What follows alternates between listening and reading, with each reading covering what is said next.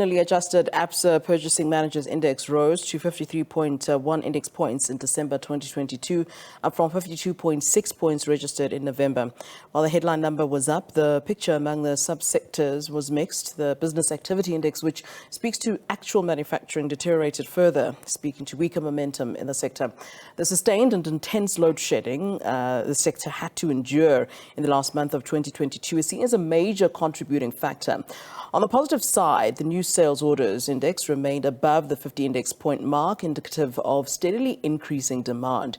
This may have also boosted the expected business conditions index, which rose to 54.9 points from 51.7 points in November. Another positive was the moderation in purchase price index, the lowest since late 2019, indicative of lower producing costs for manufacturers. Consecutive improvement that we're seeing in the PMI, which is quite encouraging, but the story is a lot more mixed when you look at the underlying details. So one of the things that was quite encouraging was new sales orders. That seems to suggest that demand conditions are holding up quite well. We're also seeing that input cost pressure is coming down.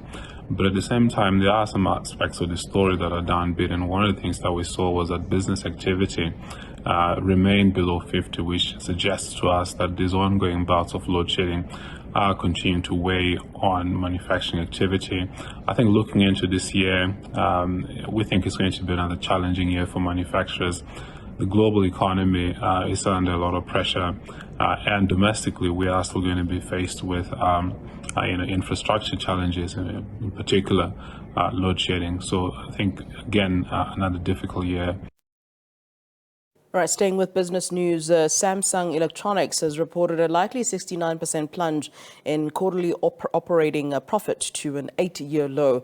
This as a global economic downturn saps demand for electronic devices and clouds the memory chip industry outlook. Samsung says memory chip prices also declined throughout the quarter due to increased inventory at memory suppliers.